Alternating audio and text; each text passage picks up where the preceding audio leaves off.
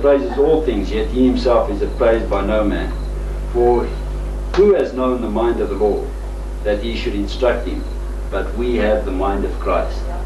Under the guidance of the Spirit, these men could claim to have the mind of Christ, have a perfect knowledge of God's will, and therefore be able to pass it on to the church. Okay, as I then look at this revelation, it is a final and a complete revelation. Look over at the book of Jude, if you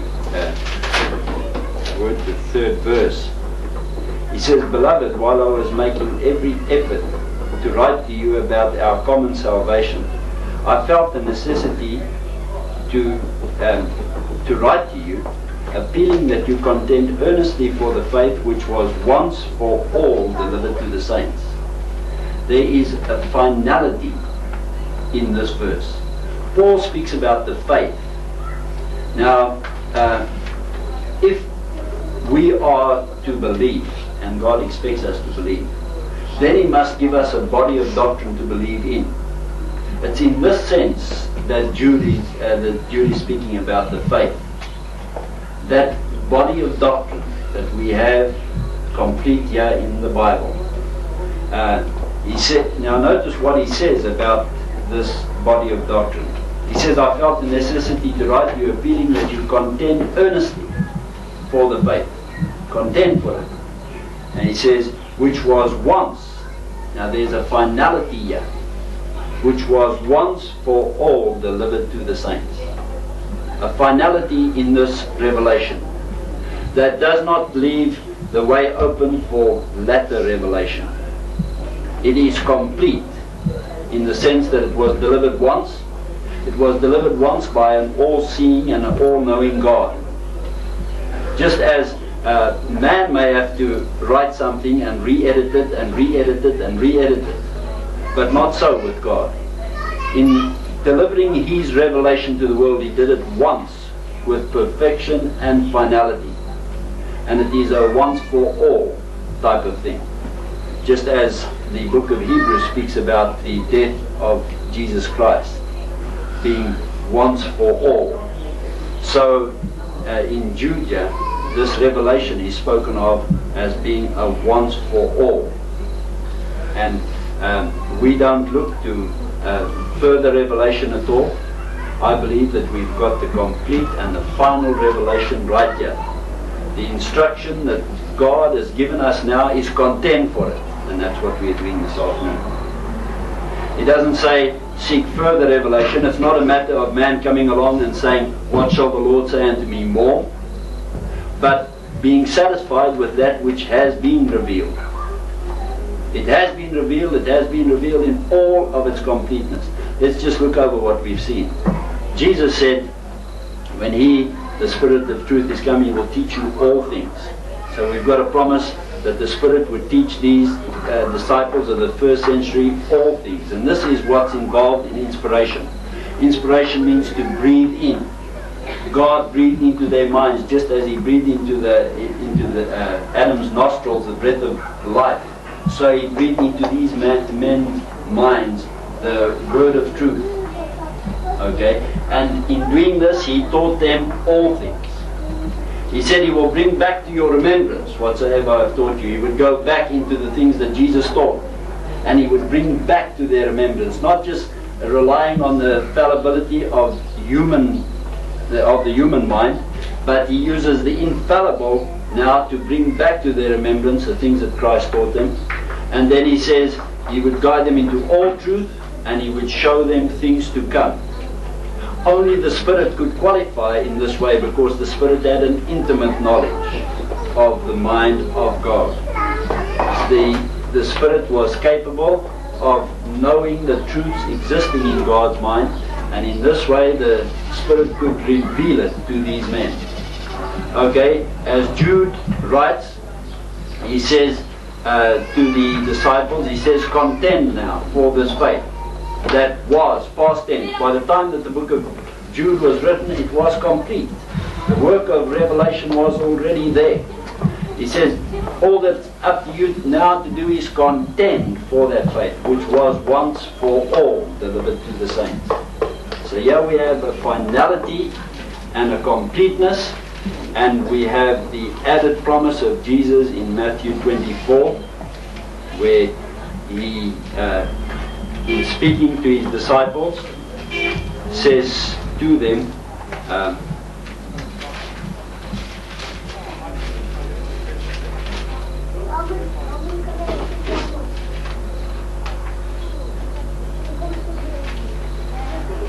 okay, Jesus says, heaven and earth shall pass away, but my words shall not pass away. So here is a promise then by Christ that his words would not pass away. I believe that the Bible contains a revelation that is perfectly reliable, that is complete. It's reliable in the sense that it is not just the subject of human fallibility, but it is the revelation of an infallible God. It is complete and it is final. I believe that we do not have to look further than the Bible for a revelation from God. This is God's way of revealing his mind to man. For those who will accept it and be guided by it, this is God talking to us through this word.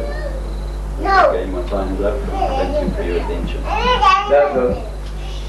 I like your claim to see is that you have not tried to prove that the Bible is the Word of God.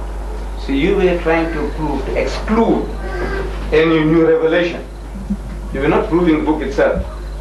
You were making an effort to say no fresh revelation.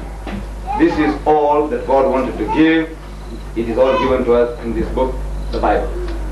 Now in that, you were quoting from John, chapter 14. What was the verse number? 26. Verse 26. But I think 14:7.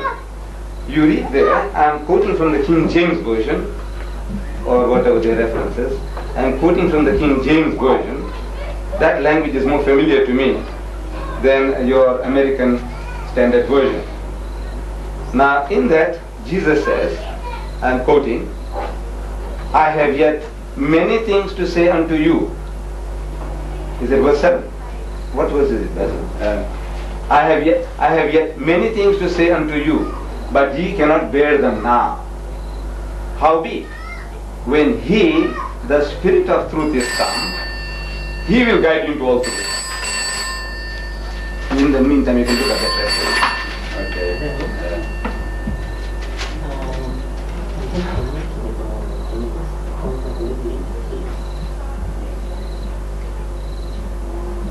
Well, it's 16 verse 12. Right. I have many more things to say to you. Right. That's what I'm saying. John 16 verse 12. I have yet many things to say unto you, but ye cannot bear them now. Howbeit, when he, the Spirit of truth, is come, he will guide you into all truth.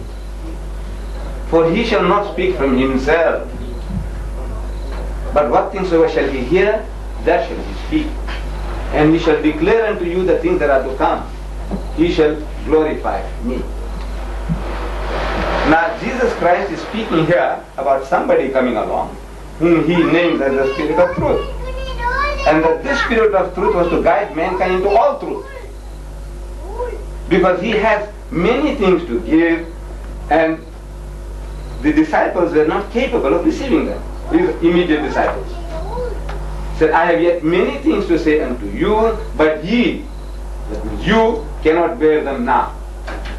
And the truth of that statement is written throughout your scriptures, throughout the Gospels. You read in Matthew, Mark, Luke, and John, again and again Jesus Christ describing his disciples, telling them, ye of little faith, ye of little faith, dozens of times. Then he explains to them as he was explaining to little children. And they can't comprehend the message. So he says, are ye even yet without understanding?